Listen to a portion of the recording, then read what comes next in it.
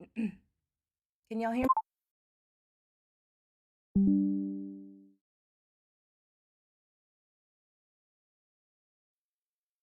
Sorry about that, guys. Can you hear me?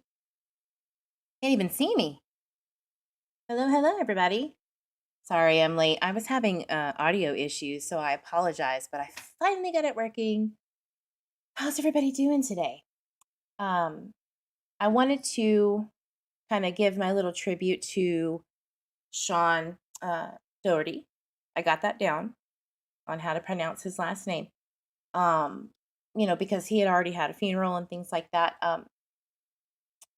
And here's his obituary. I just wanted to kind of give my condolences in my little way on this channel because at the end of the day, you know,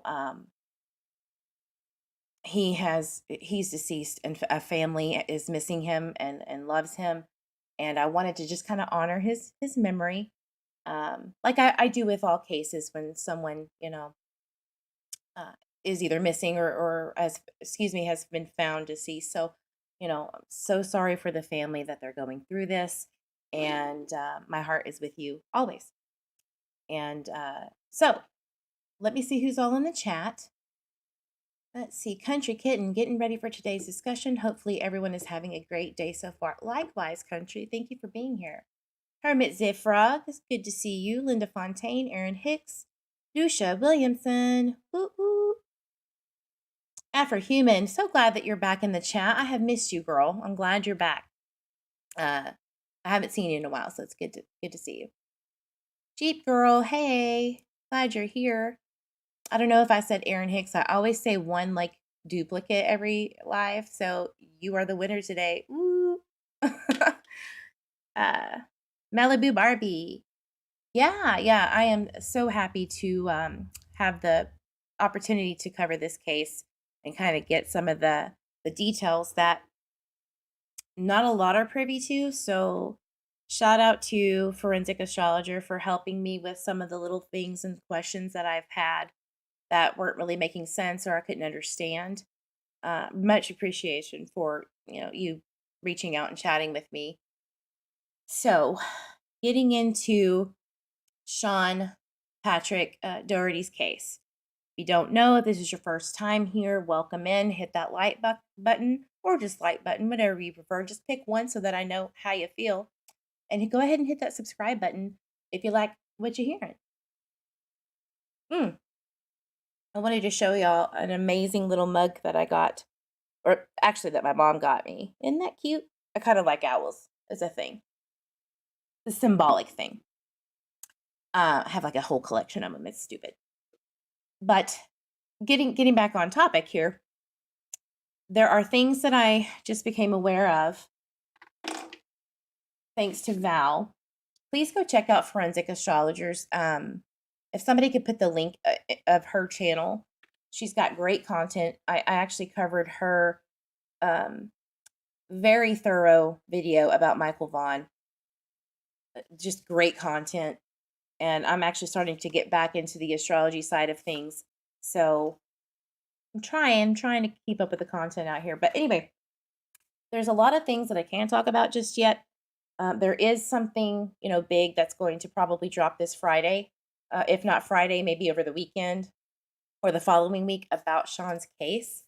I'm going to keep it on the down low for now, but just please look out for some exclusive content regarding Sean's case, revolving around his case.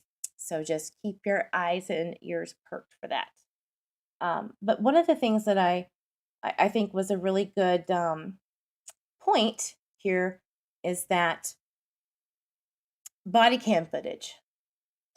So we were kind of discussing that, and it would be really interesting if anybody could get that information, like maybe the family member, uh, something.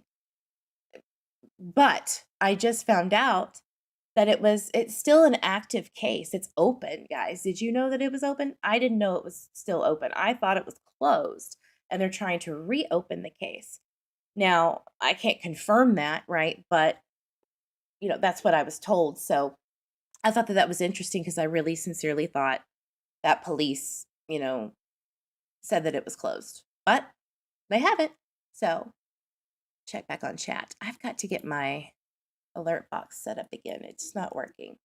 1 second. All right, let me see if I can get your chat on the screen. Hey, Sassafras. Awesome, it's working. Ooh, ooh. Love it when things just work out that way. For once, right? Especially my ADHD brain. Afrohuman says, I've just been having grandkiddos a bit more and always love being here. Oh, understood. Gotta love on those grandbabies. Always, always. I've got a little bit of time before that happens, but I know I'm gonna blink and it's like, oh, there's grandchild or grandchildren. I just feel like it's going to be one of those things. Who is the astrologer? Forensic astrologer. If you could put her link in the chat, she is amazing. I did not know it was open. I sincerely didn't know. I was pretty shocked because I'm like, okay. But now it makes sense because I'm going back and I'm like, okay, they want someone else like the state of Virginia to take over or the FBI to take over Sean's case. And because it's active, it would make sense that this would be the time to get that, through. Because once it's closed, it's very hard, for another entity to reopen a case that's been closed, right? But there's a lot of things that have to happen, and I'm sure that the family know what these are. I would hope. Um, Sorry, that was really bright. So I'm wondering if, because of the petition out there to get the state or the FBI to take over this case, which I highly doubt the FBI would, I'm not sure yet, but the state makes more sense. Now,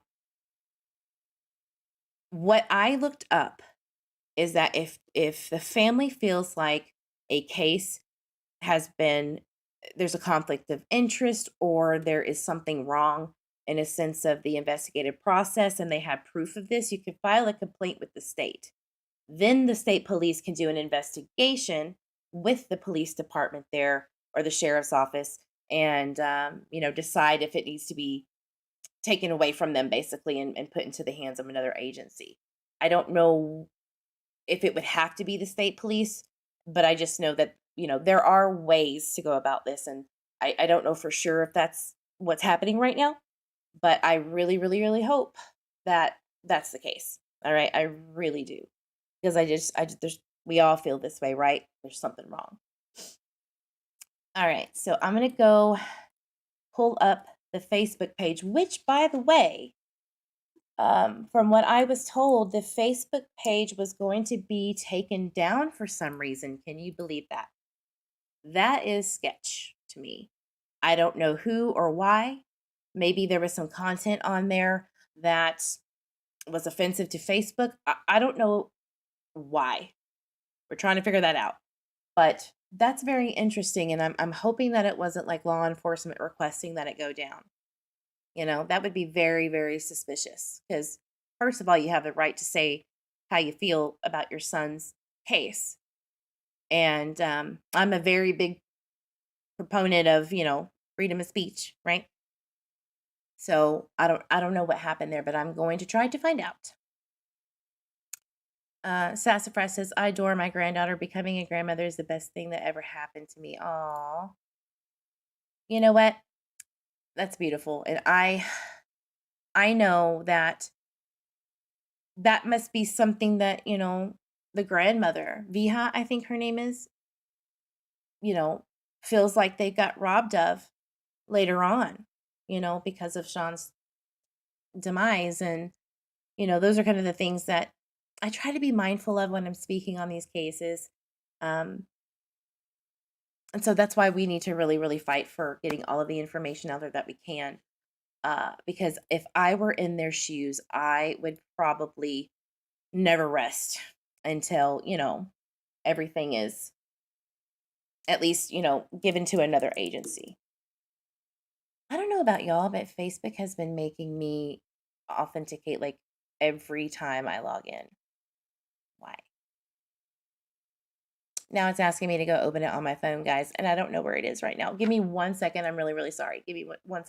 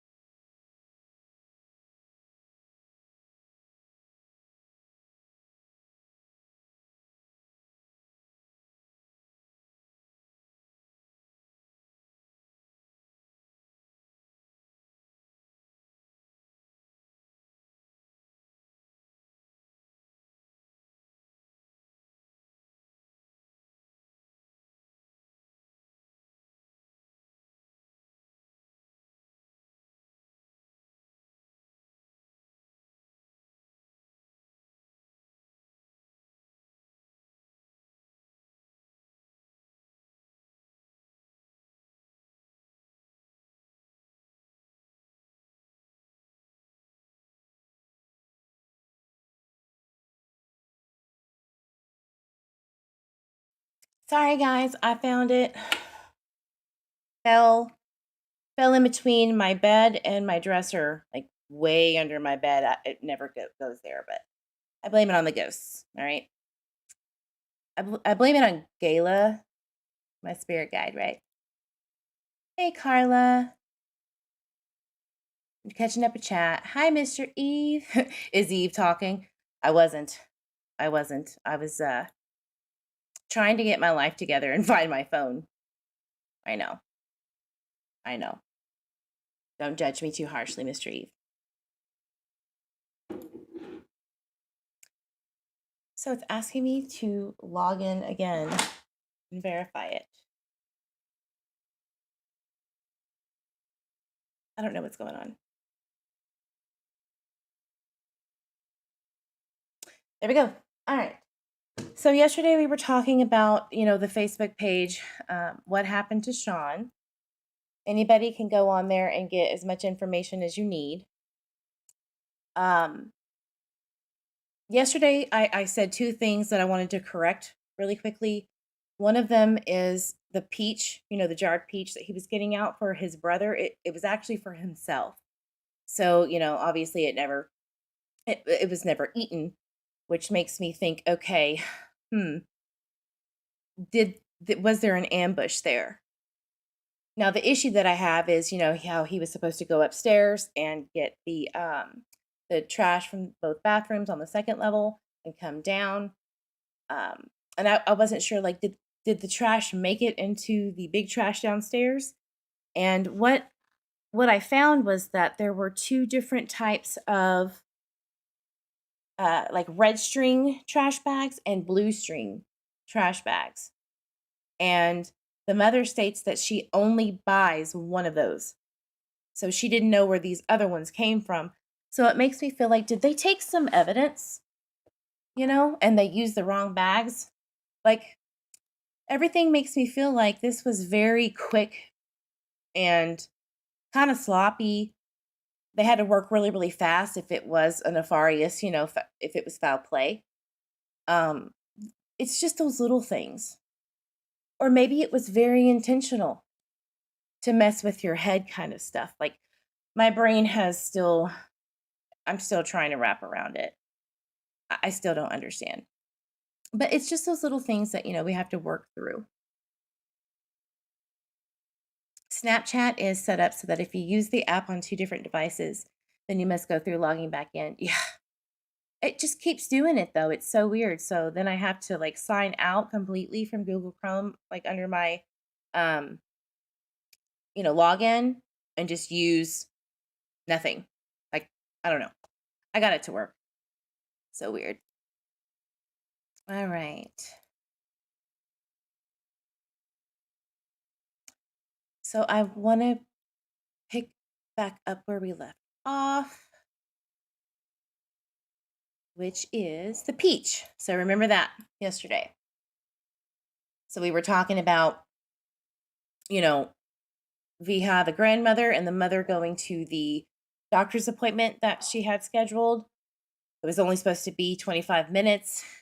So we'll give and take like what, 10, 15 minutes to drive there and back. Mom was on the phone a few times and texts with Sean. And then the last time that, they had spoken to each other was when she got to the appointment, or right before, on the way. All right. So again, the kitchen trash was never taken out. His Crocs were found next to the trash in the kitchen. No one in his house was ever barefoot. He had a thing about that. I totally get it. The 2-year-old states that there was a friend chasing Sean around the house and punched him. Okay. And then, this guy grabbed his arm, and that he was found underneath a pile of clothes. That's just so bizarre. I'm sorry. Just reiterating, but my eyes are crossing still. There is a GoFundMe. I'll read this really quickly. So they're pushing for the local sheriff's office to turn this case over to state police or the FBI. As I said, there is a petition. Let me go ahead and put that in the chat.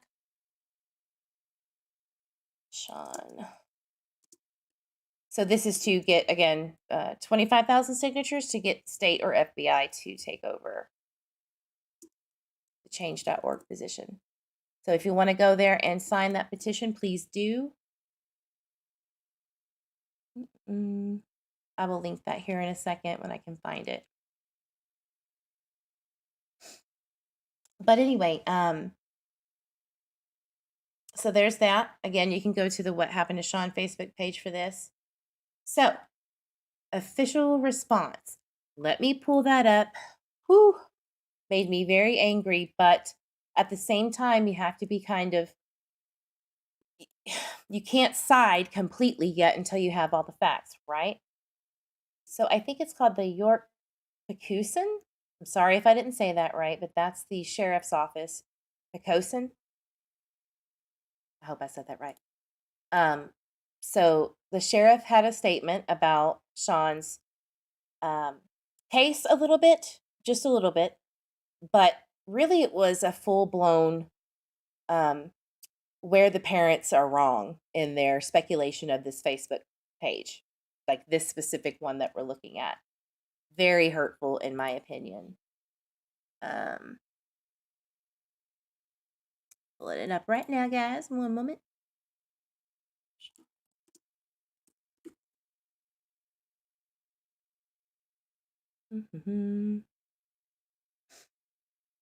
There it is. All right.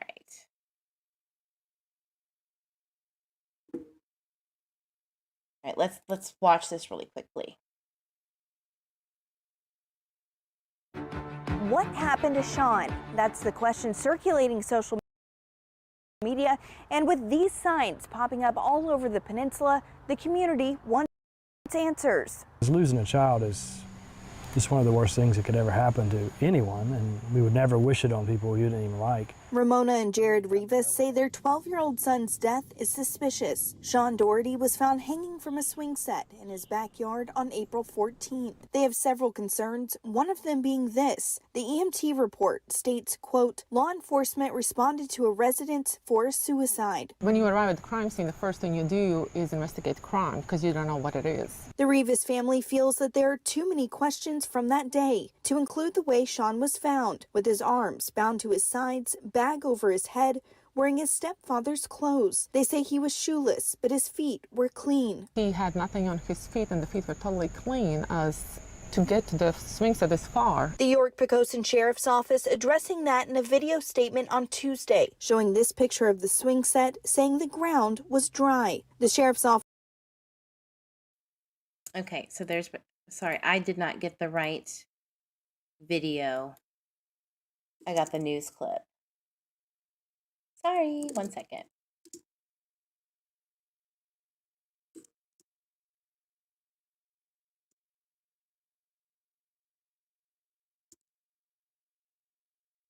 See how one little like issue can just throw my brain into a frizzy?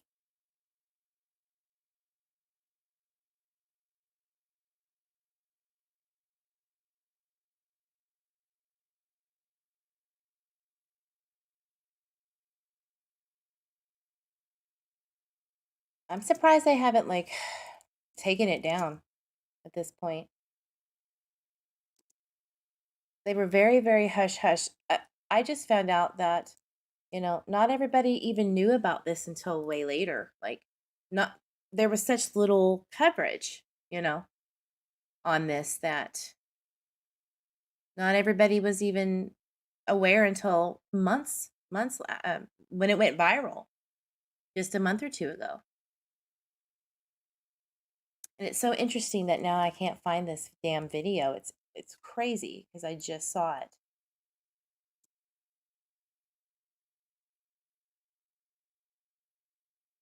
Sheriff. I wonder if it's on their Facebook.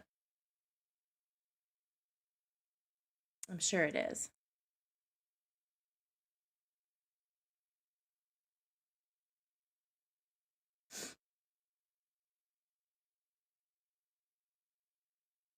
Wow, they have weekly reports on here.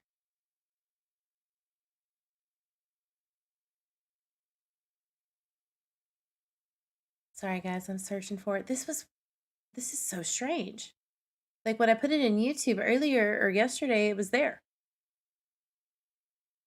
So weird.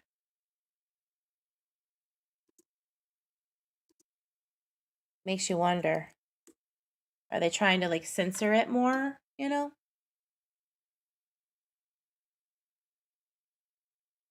And there are so many people that are reaching out to the sheriff's office saying, "Excuse me."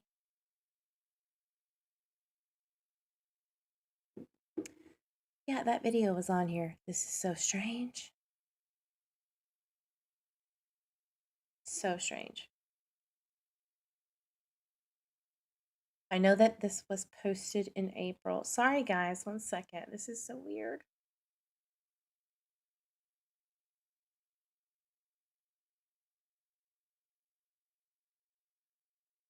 So I know one of the other YouTubers has it on theirs, but I am just bewildered.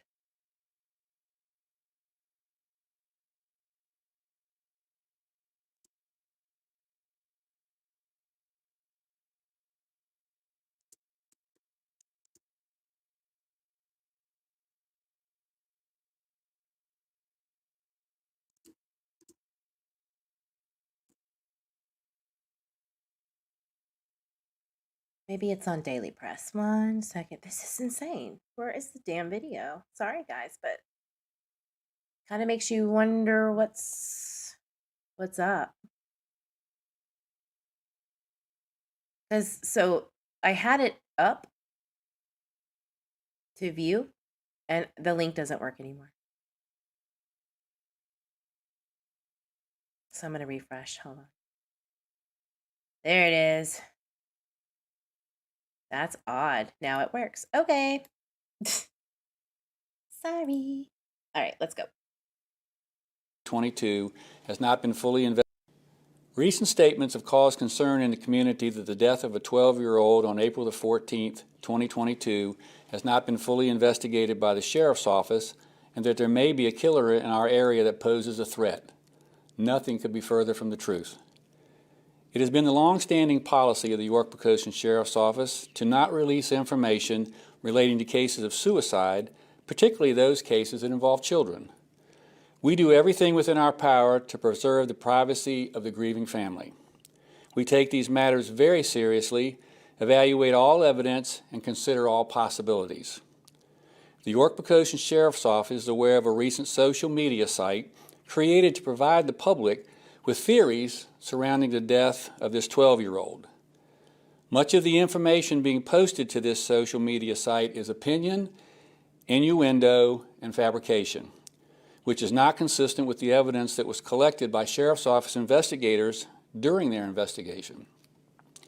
Once that evidence was collected, it was submitted to the Department of Forensic Science for evaluation and later to the Office of the Chief Medical Examiner. By law, in Virginia, it is the Chief Medical Examiner's responsibility to determine the manner and cause of death which they, the Chief Medical Examiner's Office, determined to be a suicide. In addition, the Sheriff's Office met with the family on multiple occasions and gave them the opportunity to discuss this investigation.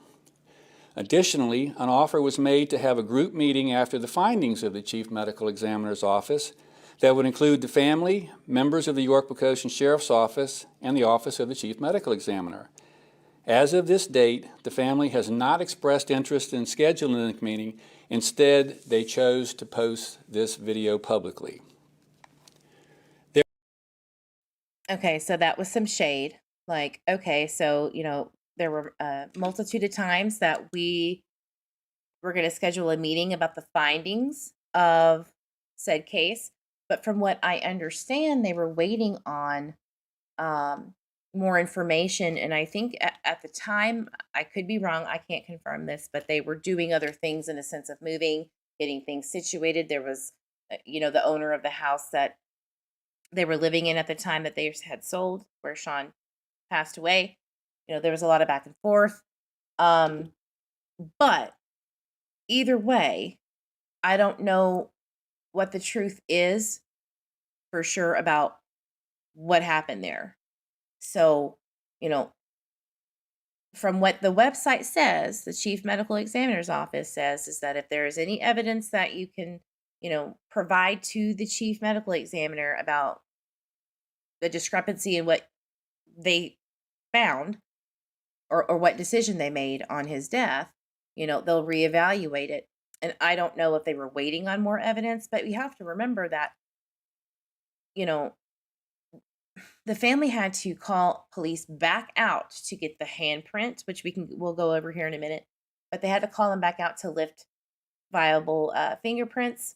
I'm not sure if they did that at the beginning of the investigation, but allegedly they came back and said that there was nothing viable that they could pull from it, so they did it again. And I don't know if they have any receipt of that evidence being taken again. I have no idea. From what I know, there isn't any. And there's no report stating what they, found from that evidence. So that's weird. So it's a very interesting game of he said, she said, blame game, right? Going on right now, which is very frustrating because you don't know what to believe. You don't know what information is true or not. So, but this is so unprofessional to me to go back and forth. Like, you didn't have to do that. Don't come off like that.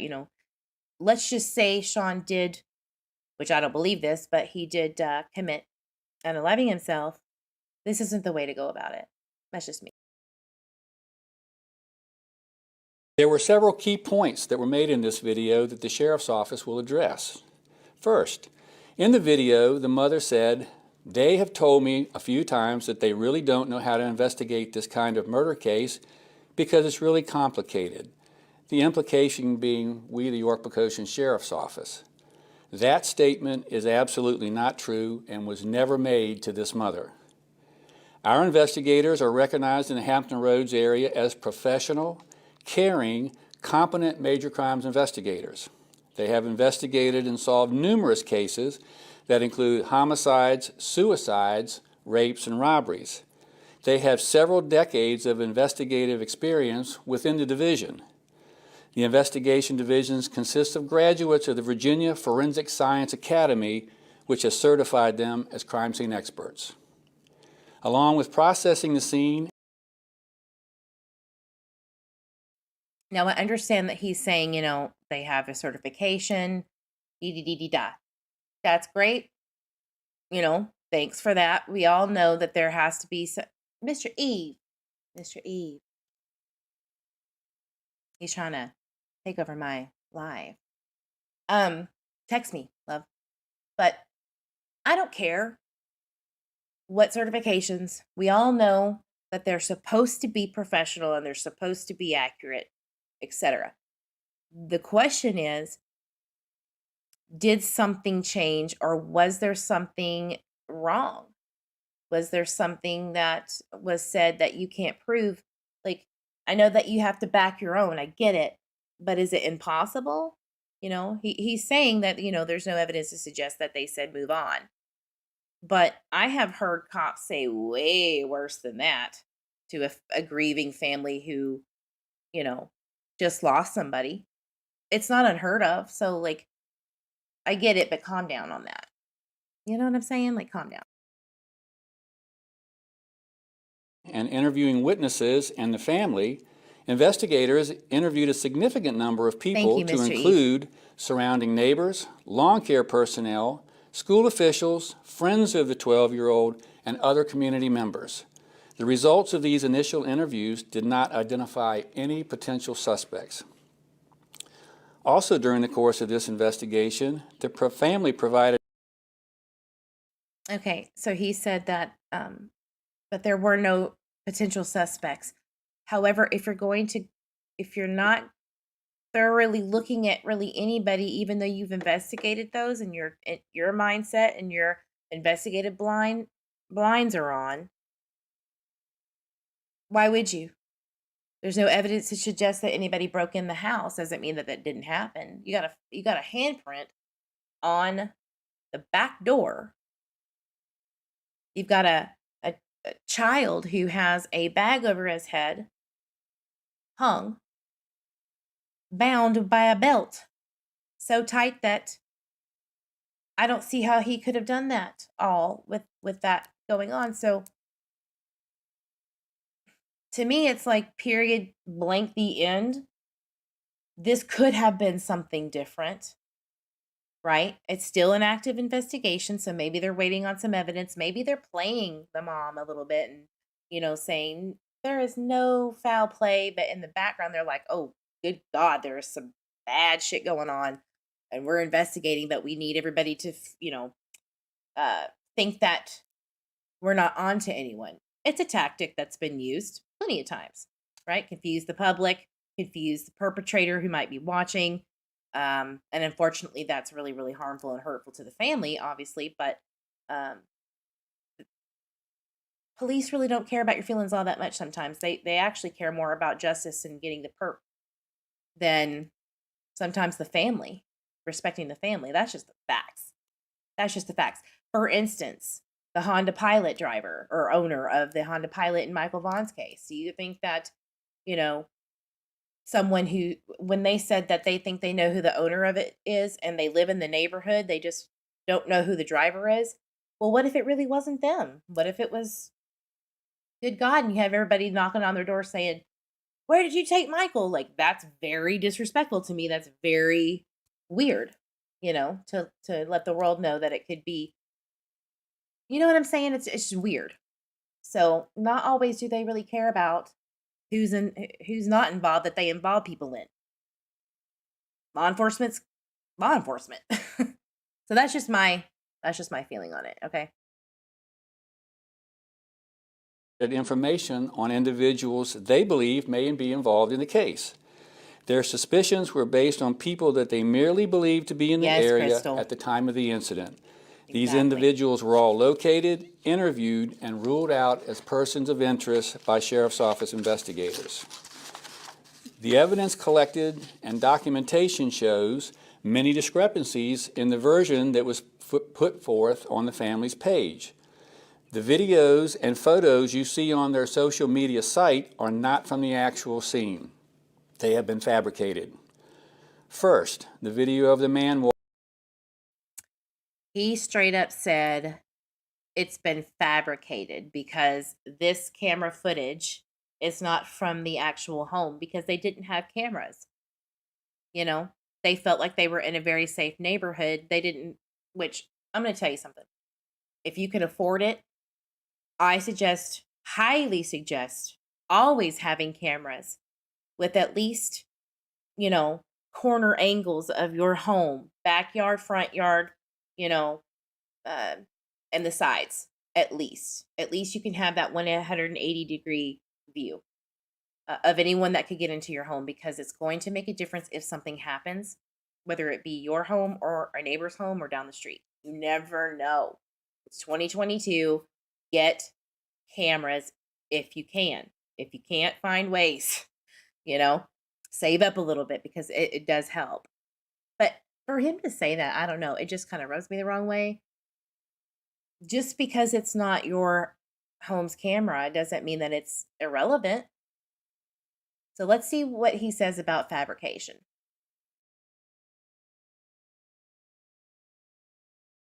Actual scene. They have been fabricated. First, the video of the man walking in front of their house is from 1 month after the incident, not the day of the incident. 2, the blood spatter image depicted in the video was not from the scene. However, we went back to the home on May 20th, 2022 at the request of the family. During that visit, the mother pointed out a red stain on the wall in the upstairs area of the home. Investigators photographed that stain on that date. Later, investigators reviewed the photographs that were taken on April the 14th, 2022, the day of the tragedy, and that stain was not present on that wall on April the 14th, 2022. Wow, so they're really trying to discredit this family, like, y'all are making shit up. Look how fabricated y'all are. Look, look, look. They're saying that somebody put some blood on the wall and some marks on the wall, right? In May of 2022, when they took pictures in April. Let's see the differences. I'm going to screenshot this to see what the differences are. And they surely did crop out this little section. Or maybe that's just what the camera angle was. But so here's May. Interesting. And then April. Do April's real quick.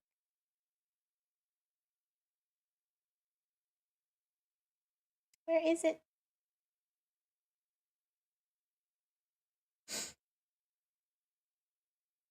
They're saying it wasn't even close to what they're trying to portray. I mean, okay, let's look at it like logically, not one-sided. Did the family maybe put that there to get their attention, to be like, please come back? Please come back and do something because y'all aren't doing your due diligence. Possible. It's possible. I don't know why they would do that because it's obviously the evidence isn't going to come out if it's fabricated, right? But I don't know. This is just so odd for them to be like, it's nothing. Did you test it?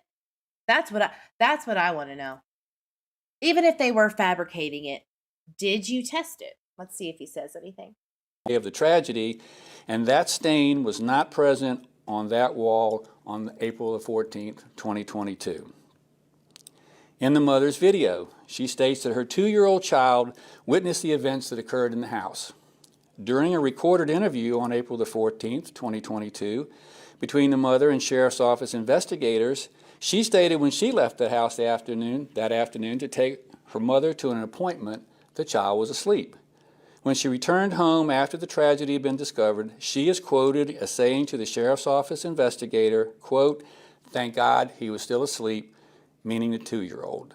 The information that she stated in her video about the 2-year-old has never been disclosed to the Sheriff's Office. In the mother's video, she states there was mud in the backyard, even refers to it as swampy. And she noted that there was no dirt on the 12-year-old's feet. Images from the day of the incident on April the 14th show that the grass was not wet and the yard was not swampy. There have been many statements on this website regarding the alleged state. Okay, so again, he says that it was not swampy outside. So you know what? Let's just, it could be, it looks a little dry. Let's go back to that photo. It looks a little dry. I don't know what time this was taken. I guess around 4 or 5, 6 o'clock.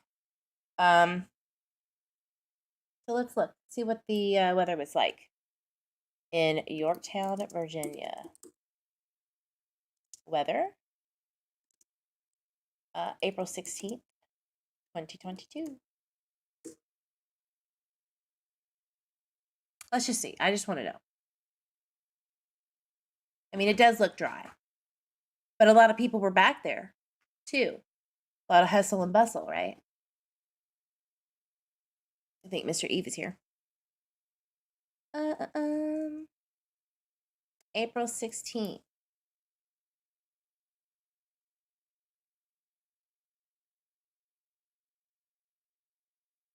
Here's the 27th. Here's the 3rd. April 14th, right? Thursday. A high of 82, 55 low, so probably, 60, 70 degrees at the time. I wonder if there is any weather, like if it rains, maybe? Yorktown, Virginia. Weather. April 14th, sorry. I know there's a website where you can look at all that stuff, but Yorktown, Virginia, weather history. I want to know. It's good to verify,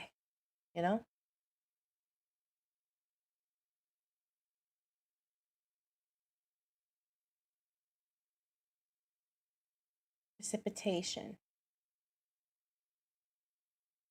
For real? Okay, here we go. Not really. Not a lot.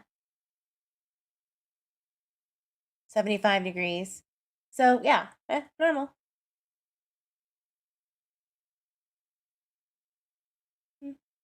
Dew point was 60. Wouldn't be swampy from what it looks like. So, there's that. That's kind of weird. It doesn't look damp, but who knows? Was there sprinklers on? Did it make a difference if people were walking in and out? But you know what? It doesn't matter. It doesn't matter if maybe that was a little over dramatic, because his socks would have had dirt on them if he did what the police and the medical examiner's office say he did. He would have had some stuff on his socks, and apparently his socks were absolutely clean. So that's interesting. Yeah, he is a bit rude, Lucia. Interesting to me that they have the swings up like that. So that was to get more of an open area to work in with the EMT and law enforcement and things like that. So that I understand. But I do. Now, I don't know if it was up like that when they found him. Not really sure. Maybe it was behind him. I don't know. Let's see. Wet, and the yard was not Let's swampy. see what he says. There have been many statements on this website regarding the alleged staging of the scene. The photo of the backyard displayed on the social media site shows a swing set and a chair. It's important to note that the swings that are wrapped over the top post of the swing set and the chair were moved by York County Fire and Life Safety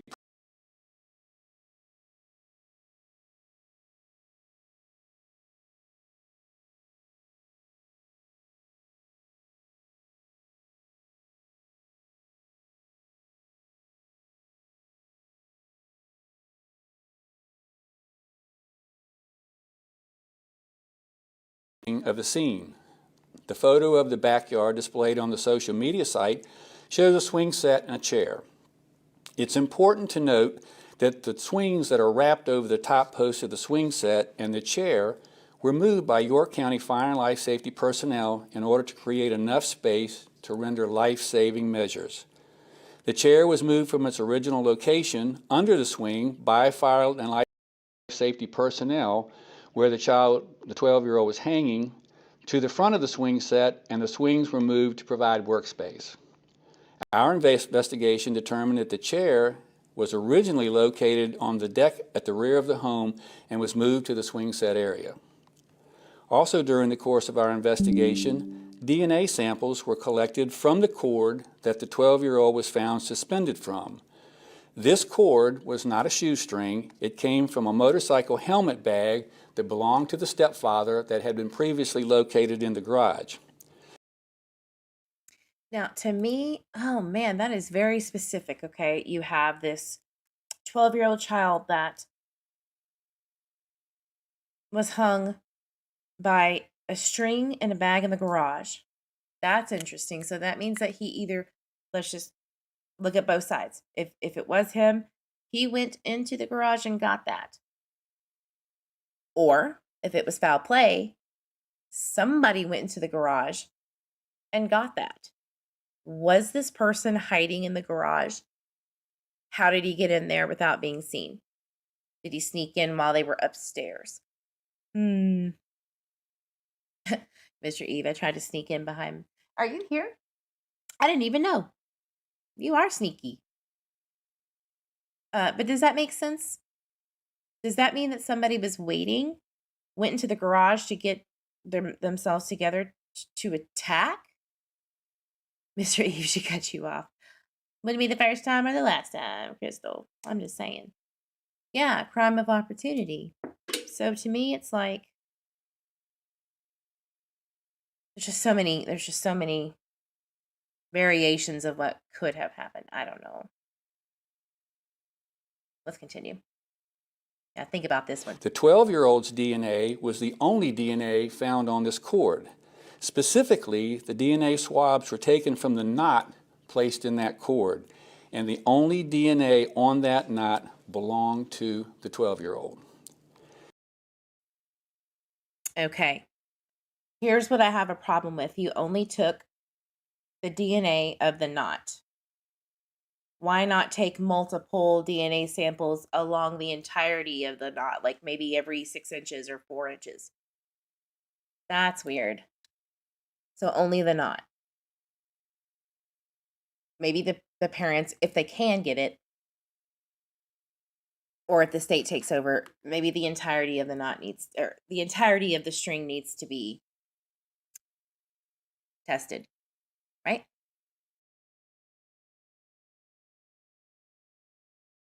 In the video, there's an allegation that members of the YPSO, the York Pocosin Sheriff's Office, washed blood from the 12-year-old. At no point did any member of the Sheriff's Office clean or remove any blood from the scene or the child. At the hospital, investigators placed bags over the 12-year-old's hands prior to him being transported to the medical examiner's office. This is common practice to prevent the loss of any potential trace evidence. Based on the fact that the family was telling us that neighbors had information that they were providing to the family about possible suspects, our investigators went back to interview those neighbors, and none provided any additional information or new investigative leads. There is a statement in the mother's video about the unusual location of the 12-year-old's underwear.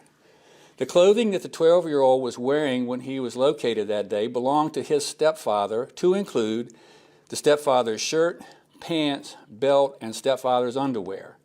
The 12-year-old's underwear were found in the same room where his stepfather's clothes were kept. Now, this is odd to me. Let's look at both sides. If Sean was wanting to unalive, he takes his underwear off in the room and then puts his father's clothes on and then does what he does. That makes no sense to me. Now, let's just say that this 12-year-old has the wherewithal to really just get at the stepfather. Like, I'm going to show you how this, how hurtful I could be, which it does not look like he would ever. But let's just look at it from another angle. Is this a I can never be like you, putting on the clothes and this is what would happen, like a very deep dig? I highly, highly doubt. And I don't mean any disrespect to the family. I'm just trying, as a sleuth, you got to look at different angles, and no disrespect intended, but it would make more sense that somebody who maybe had a vendetta or a grudge against, maybe the father, like this is a sign of disrespect, huge disrespect, or just plain derangement to, excuse my language, fuck with somebody's head to the nth degree. You have to think about that. Like, if it was nefarious, this would have had to been somebody really, really off his rocker, really deranged, probably did this before, a psychopath. So there's those options. What do y'all think? Am I off base? Am I off touch with that? I just, having a whole set of clothes on that's somebody else, that's the stepfather specifically. You just came back from a trip on a cruise. You're going to another one in Alaska soon. Straight A's, finish your homework. What makes a 12-year-old go, this is the time? It's just unlikely. It's just so unlikely.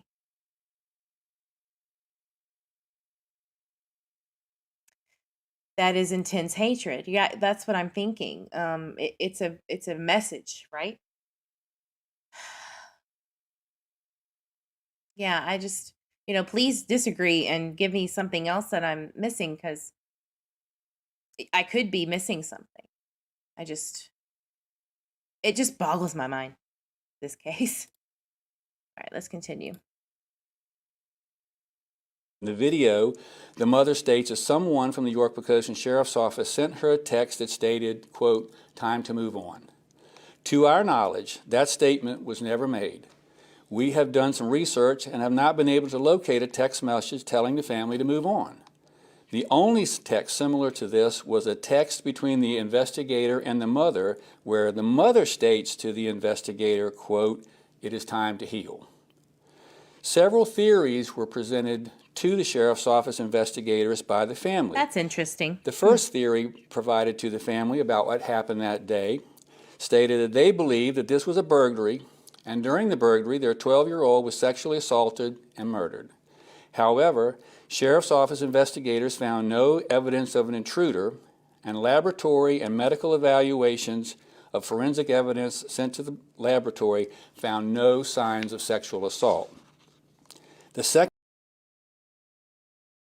Okay, so that tells me that they did some kind of testing on either, the DNA evidence of his underwear potentially, or the clothes that he was wearing. Um, who knows? It would be interesting to see what that report, said. I don't know if the parents have that report, if they're allowed to have that report during an active investigation. I'm not sure, but it would be interesting to kind of know for a fact that that's the case. second theory presented by the family was that this was carried out as a military-type operation directed at them, the family, due to their rank in the United States Air Force. And finally, they identified 3 different people based solely on speculation that they frequented the neighborhood. All 3 of these people were located, and Sheriff's Office investigators eliminated them as persons of interest in this incident. We did not address every inconsistency or fabrication from the social media site. We conducted a thorough, professional, and exhaustive investigation. I just thought of something. What if the clothes he was originally wearing, less the underwear found, what if there was DNA evidence on that on the articles of clothing, and were they ever found? Where are they? Did they get thrown away? Did they get taken off the scene? Where was his original clothing that he wore? Because I'm sure that they have been told what he was wearing. It'd be interesting to see if they ever actually found those articles of clothing. I'm not sure. I haven't seen anything, but I could have missed it. 949 Sherry says, wouldn't it just be better to take a relook at the case instead of launching a campaign against the victim's family? Well, I know that, some people, you might be looking at them, you might not be right now. Maybe running for Senate, or someone in the community is running for Senate soon, and maybe they don't want any tarnishing of a case such as this to linger on after retirement to run for Senate. Just saying, potentially. You never know. There's nothing whatsoever to indicate that there is a killer in our community. As I stated at the beginning of this video, it is our policy not to discuss these issues in public, particularly when they involve children. However, the social media site has caused great concern within our community. We still extend an invitation to the family to meet with members of this agency and the Office of the Chief Medical Examiner to discuss the results of the autopsy and our investigation. This never-before-seen footage is one of the craziest interrogations you'll... Recent statements Office also said this regarding the investigation.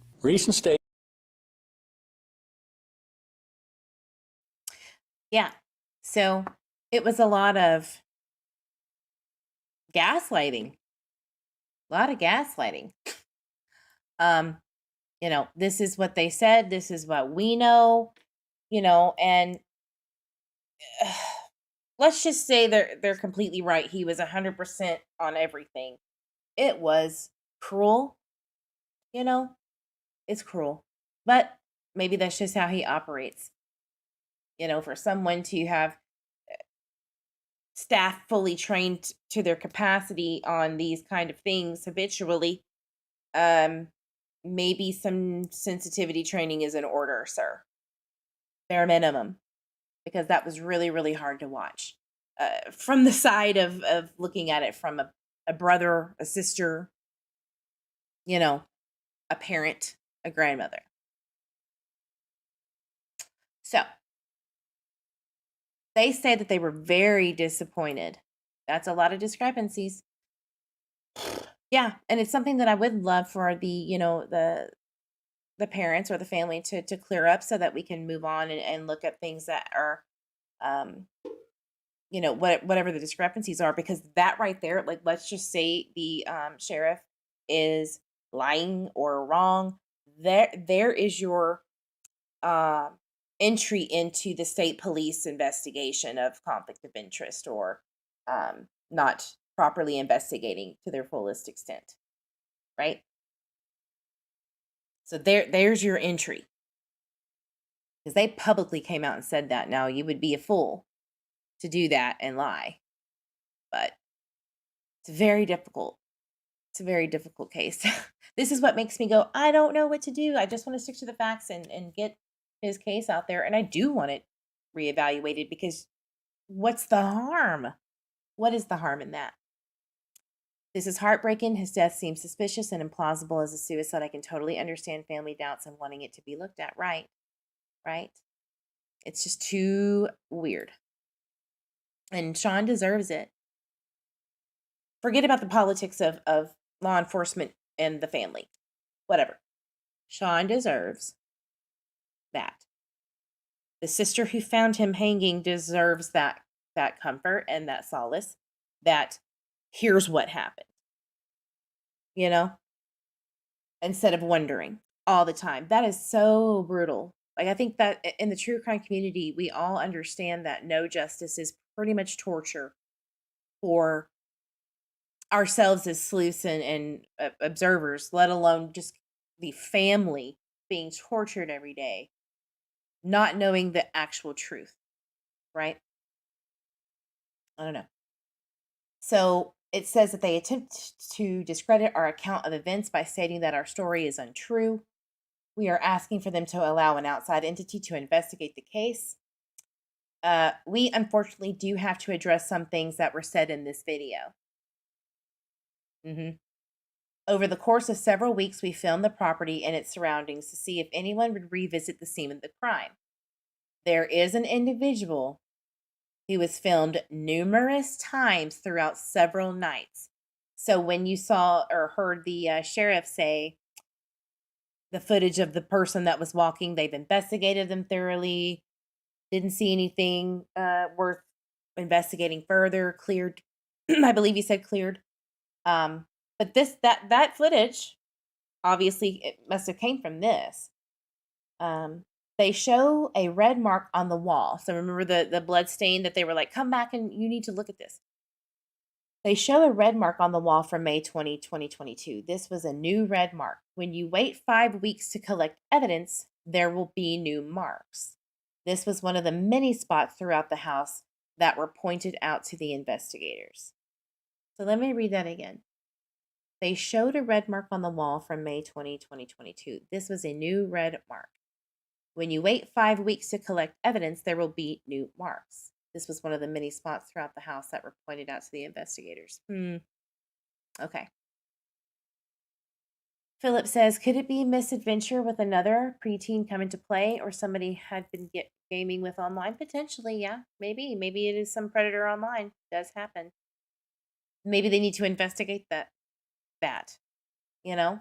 Investigate it to the fullest degree. No one knows if the 2-year-old was sleeping during the hour he was alone. No one else was there. Initially, it was assumed that he was, and the mother was grateful that he was unharmed and said so. Later in the evening, when she was reunited with her son, he said that there had been a man in the house. This was disclosed. So law enforcement was like, we never heard about him not sleeping or talking to some perpetrator, right? He said that. He was like, it never was told to us. They're saying, yeah, we did, because it was later on. We refer to the string as a shoelace type string because that is what the autopsy describes it as. It is similar in size. It was from a motorcycle bag, and I know exactly what they're talking about. It's that wrapped, probably nylon, right? Kind of string that you put over your, like the bag that has a string through it. Yeah, I know what they're talking about. Kind of looks like a shoelace a little bit, but maybe a little thicker. Um, it was from a motorcycle bag, and the bag was also on his head. That just clicked with me. It wasn't separate. Was it the whole entire bag with the string still in, or was it pulled? Oh my God. They pulled it. He could not have done that with his hands. Guys. Okay. The string, of course, had his DNA on it as it was on his body. I'm wondering if when his hands were bound, were they bound in a different way and the string was kind of attached to it and it hung himself by the way that it was created. People are psychopaths. I'll have to look into that. God, FBI, for listening. I'm not trying to look up how to do this. I really am just trying to see if there are people out there that are capable of making someone look like they committed as unaliving. I hope I don't get a knock on the door. I swear I'm just researching. I'm asleep. At least his family immediately put information out there. Correct. Mm-hmm. We did provide leads to the police in the hope that they would look into people who were in the area at the time. We didn't realize we'd be mocked for doing so. Shouldn't they be the ones looking for leads? Ooh, yes, ma'am. I felt the burn on that.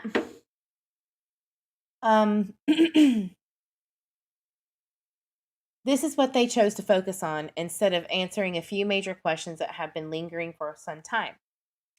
Sean's arms were belted tightly to his body. How did he put a bag over his head and a string over that while having belted hands? That's my thing, right? That's my thing. How did he do that? Explain.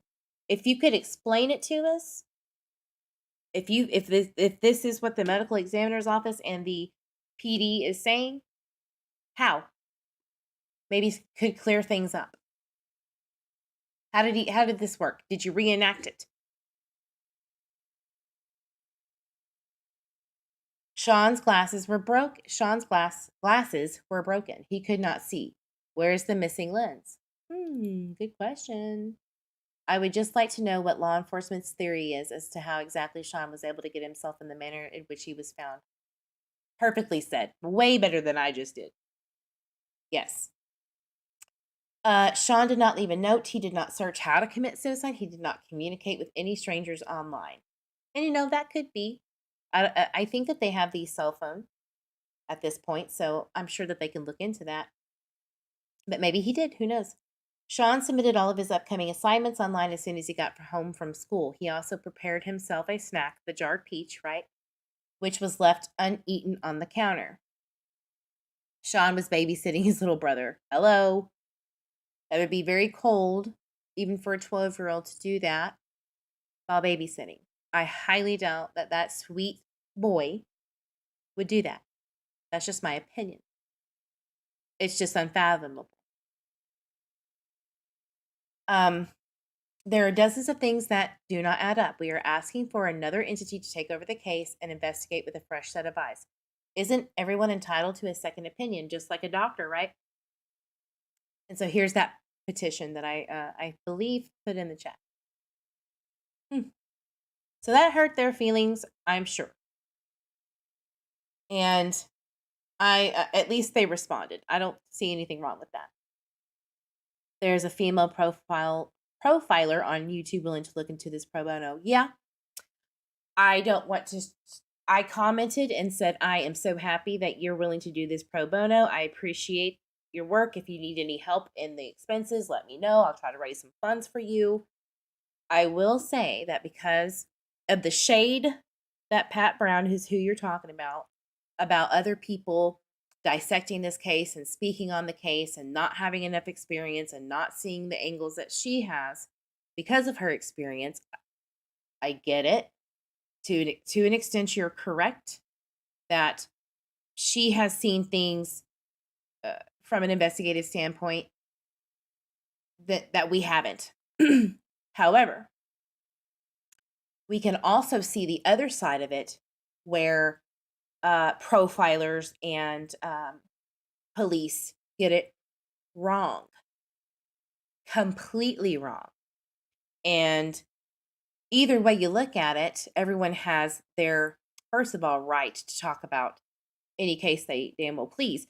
But secondly, you are not the actual end all be all on, cases. But having said that, no matter what, I support anybody that is willing to go in and do, you know, pro bono work, but always question everything, right? Are you on their payroll? Are you swayed by the good old boy style mentality? We don't know. We don't know if somebody reached out to you and said, you got to help us. You're a profiler, you're going to do this pro bono. Can you help your boys out? So don't just take everything at face value. But again, I'm not saying that that's the case. But could it be? Right? Shade for shade. So, but I do support that if that's genuine. Yeah, she seems to have made up her mind. Yeah, that's how I felt. It was very like, a lot of times it really is suicide when I'm looking at these cases and the parents swear up and down. Um, and I have to agree with her. I've seen that a lot. Like I've seen it over time watching true crime, especially like ID and looking into cases from like the FBI vault, right? Or the Department of Justice vault of archives, studies and such. But there were clear signs. The parents really were they just could not believe that their happy-go-lucky family member could do that. But there were evidence and signs of them being mentally depressed, anxious. There were things going on, maybe some abuse, some trauma. We don't have that here. We have nothing to suggest that yet. So I'm just saying, got to be open-minded all the way around. So here's the fingerprint situation. And then I think I'm going to wrap it up here soon. They awoke the next morning hoping it was all a nightmare, but Sean was still gone. Jared called the investigators, Jared's the stepfather, and asked them to come over to discuss what they had found the night before. Before the investigators arrived, Jamie, which is AJ's mother is, so Maria is the sister of Sean who found him. Her boyfriend is named AJ. So the boyfriend AJ, his mother is named Jamie. Jamie has been a crucial part in this Facebook and all of the information here. And I don't really know much about her or who she is, what her reasonings are for helping out. I don't know. Maybe she just really wants to help out a friend. From what I've been told, she is a amazing person who really is, heartbroken for this family. So anyway, before the investigators arrived, Jamie, AJ's mother, arrived with some food. On her way, she had called the high school guidance counselor to let her know that Sean had passed away the night before and that Maria and AJ would not be in school that day. She also said that Maria and AJ would need several days off and quite possibly some extra help when they returned. The guidance counselor was really upset and said she would take care of everything. Jamie came in and started cleaning up kitchen for Ramona. While sweeping around the kitchen table, she noticed a very large handprint on the window of the back door. She stopped and stared at it for a moment. She thought, that's really large. And in a weird spot. Why would an adult place their hand on the window pane so high? For what? So the window pane on the door, right? I guess the top part of the door. She put her hand up next to the print and saw that it was much larger than her own hand. She called Ramona over to take a look. Hey, Dory. Ramona agreed that it was an adult print and it didn't belong to anyone in the house. Did somebody prop up that door to maybe grab Sean? Because those doors, I don't know if it has the, what are those things called, Mr. E? The compression, you know what I'm talking about, where it slowly shuts. I don't know. Maybe it wasn't like that and it was coming back at him, so he had to put the hand up and drag Sean out. Who knows? But that would make sense. Left hand, because it was a left hand print. That makes sense.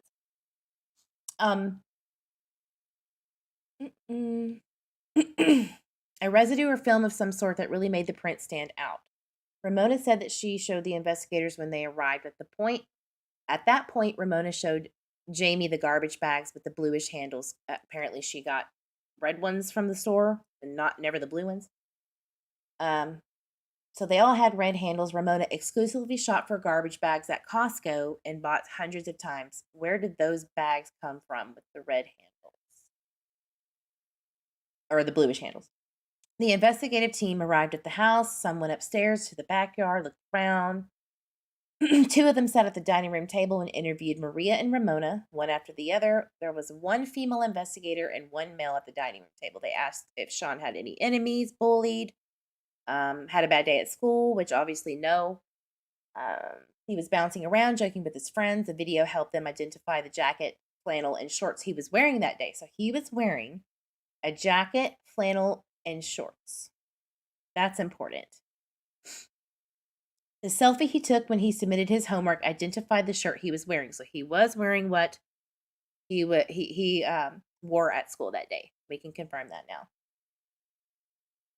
They stayed for about an hour, questioning both Ramona and Maria about Sean and his state of mind. Maria and Ramona dutifully answered every question they could.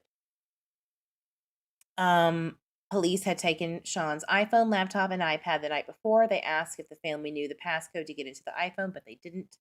They tried a few things, couldn't figure it out. The investigators said that they would take care of it. Ramona asked if they were going to talk to Sean's friends. They said they would. She gave them the contact information for his close buddies.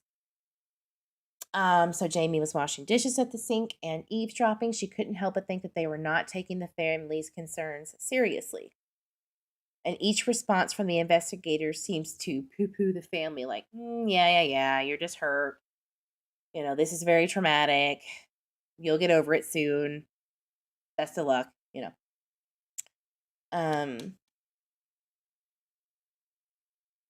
She was confused as to why they were not acknowledging the family's concerns. Ramona asked them to take the underwear she found, which was in their bedroom on the floor, that they had bagged the night before. They reluctantly took them. So wait a minute, they didn't take it from the beginning? Red flag. She also pointed out that the handprint on the back door and asked them to lift the prints to see if they could find a match. There hadn't been any fingerprints taken the night before, and she didn't understand why they didn't take any or how they could have missed it. They lifted the fingerprints and said they would send them out for testing. The two investigators, the male and the female, joined their colleagues outside. They congregated underneath the swing set for a few minutes and had a discussion. They walked back to the house, gave their condolences, and peaced out. Nothing about, we'll call you, we'll keep you informed, nothing. They were like, what do we do now? So they counted 6 houses with direct line of sight into the yard at all times from the second floor. Who was watching? Then that's when Ramona called the FBI, which is Sean's mother, Ramona. So a few weeks later, the lead investigator would tell them they did a good print. They did get a good print from the lift of the hand, but there weren't any matches in the system. A month later, when they came back for more prints, he said that there wasn't any good prints lifted. So that contradicts what they said before, that there were good prints. So which one was it? Could they clarify that? I don't think I heard anything in the sheriff's statement. I'll have to go back and look again. So a month later when they came back, there was nothing viable to test with those prints. The family does not know if the initial handprint was ever sent out for testing, and they haven't been given any documentation to support that it was. I don't think they ever said. Sean's underwear were also never sent out for testing, and they don't know what happened to those either. I would demand an explanation. You got some explaining to do, because that ain't right. Where did they go? And if they can't answer that, there's your complaint. This has been mishandled, in my opinion. Where's the evidence? Nobody can say where it was. They've lost it. They're incompetent. And I do think that they have a very good case for that investigation to be opened by state police, in my opinion. And I hope they do. All right.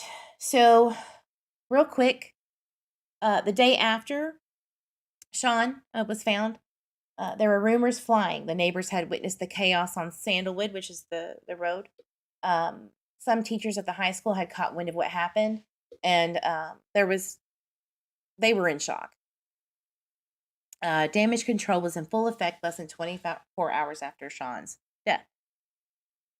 Over the course of the weekend, things got more strange for the family. Meals and flowers from close neighbors were delivered, but the school hadn't notified classmates of what had transpired yet. The family received inquiries, worried phone calls, and messages on social media from people who had heard something had happened but didn't know what. Community members who called the sheriff's office were again told there was nothing to be concerned about. So that's interesting that the neighbors, nearby neighbors or close neighbors, were like, we know what happened, so sorry for your loss. Who are they? Who are they? That is huge to me. Why would you send condolences? How did you know about things when the police never came out publicly and said exactly what was going on? Who told you that? Agreed. Has anyone heard any info on his bio, Dad? Not really. No, I haven't. But it is something on my list for sure. But does that make sense to you? Police haven't really publicly come out and say this is what happened because he's a minor and because of the situation that they believe what happened to him. Neighbors are sending condolences. How did you know? I mean, they could have been right there and heard everything or eavesdropping the entire time of the investigation. I don't know. But it's just weird. An investigator hand delivered Sean's glasses on Monday, gave them to the family. They were broken, missing a lens. Where's the lens? They didn't understand why the glasses weren't being treated as evidence. I guess they got them from when the medical examiner examined him. They weren't bagged or tagged. And later the parents asked if they had been tested, and they were told, of course they were. So less than a week later, they give those glasses back and said that they had been tested. On Monday, April 18th, a representative from the sheriff's office visited Sean's classes and spoke to his classmates. Obviously, there was no big issues with bullying and all that stuff. I am paraphrasing, but that's typical. That's what it says. They could not believe Sean would kill himself and expressed their doubts. They stated that Sean had submitted his homework that afternoon, walked within the class, and was in a great mood. Some of Sean's peers were interviewed, and Ramona and Jared requested that they talk to his best friend. Parent would later call Ramona and tell her the line of questioning made them uncomfortable and that it made them feel like they were only looking at suicide as a manner of death. So even they were like, this ain't right. Like, you need to be looking deeper into this. So here's what I wanted y'all to listen to. Over the weekend, Ramona and Jared visited neighbors and asked if they had seen anything on their security cameras. They asked if investigators had requested the footage, and they said that they hadn't. So investigators did not get any footage of any neighbors. They didn't ask for it. Why? Why would you not do that? Because you already had it in your brain that this was a cut and dry suicide, even if you didn't. That's where you were going, in my opinion. Right? That's what it looks like. It was odd that they asked the investigators, they said they hadn't requested the footage. They asked them to please watch their recordings from Thursday, the day, and let them know if they saw anything out of the norm. It was odd that they were the ones canvassing the neighborhood, and they didn't understand why investigators had not spoken to the neighbors yet. I agree. A few neighbors posted in the HOA social media group asking for video and if anyone had noticed anything. The page received a still screenshot from the house on Sandalwood with the landscaper's truck in front of Sean's house, time stamped 4:36. So Sean gets home at 3:02.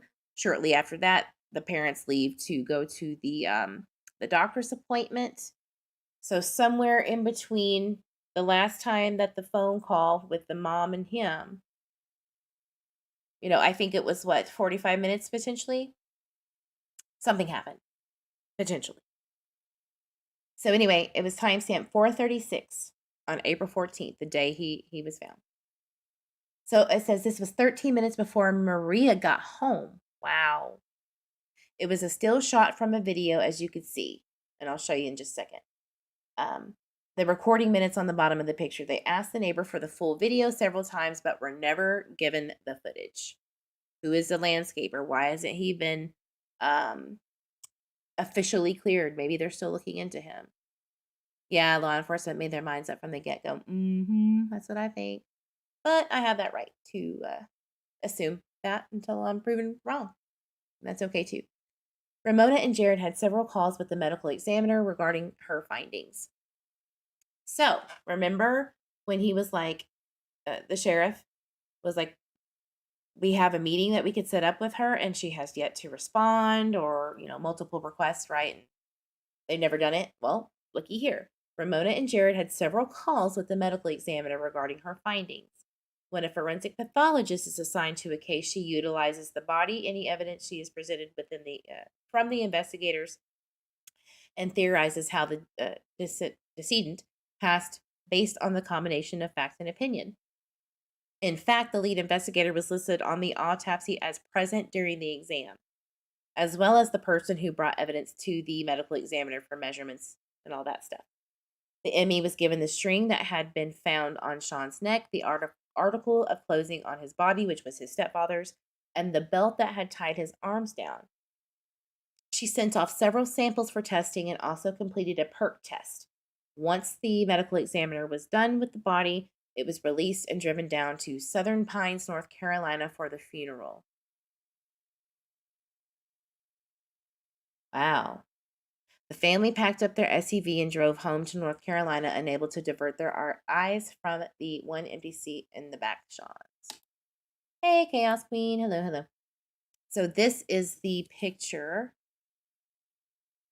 of that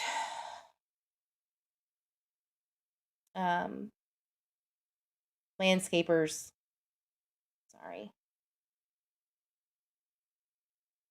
truck and trailer. Looks like it was on the opposite side. It was in front of their house. So this is the neighbors, I guess, directly from them. Or maybe 2 houses down, I don't know. But there it is, on the opposite side of the street. I see that a lot with landscapers around in my neighborhood. It is what it is. I think that's how you're appropriately supposed to park anyway. But that's weird. Has he been cleared? Have they even talked to you? I don't know. No, don't believe he did that to himself, right? So there's that. I'm just glad that this Facebook page did not get shut down like they were thinking it would be. And I wonder who wanted it that way.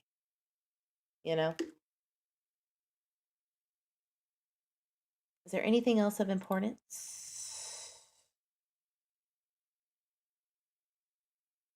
So here's the sisters. We can get into that on the next one, which is tomorrow at 2.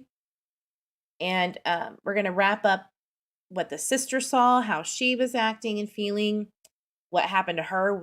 There's some interesting things about the neighbor, guys, that Jamie, her boyfriend's mother, noticed. And then also where the bio dad was, where everybody was outside of the home, right? And then we're going to do a members only EVP session on Sean. So if you want to see that, I do this because it's respectful to keep it away from like the entire public view, because there might be things that come out that shouldn't, during these sessions, and it's just more respectful that way. And you're not allowed to record or screenshot these member only lives, and if you do, shame on you. But go ahead and member up if you want to see those things, because I think that it's time. Definitely think it's time. I've had enough time to research to kind of see what I feel is going on here. So let's see if the EVP sessions can kind of confirm that or prove me wrong, right? Why didn't he rush to help? Who? The neighbor or the landscaper. Ah, well, that's the interesting part about who may have seen Maria when she found Sean, because I think that they were outside and she was like, "Did you see anything?" And I don't think they said that they didn't, that they were acting strange. So we'll get into that tomorrow at 2 o'clock Central. Thank you guys for being here with me. And sorry for the technical difficulties. I appreciate you being here. As you know, I say, drink your water, hug yourself, your babies, your fur babies, your grandbabies. Let's bring these babies justice. This is the travesty. Justice for Sean Daugherty. And I will see you guys on the next live. Have a great week ahead. Bye.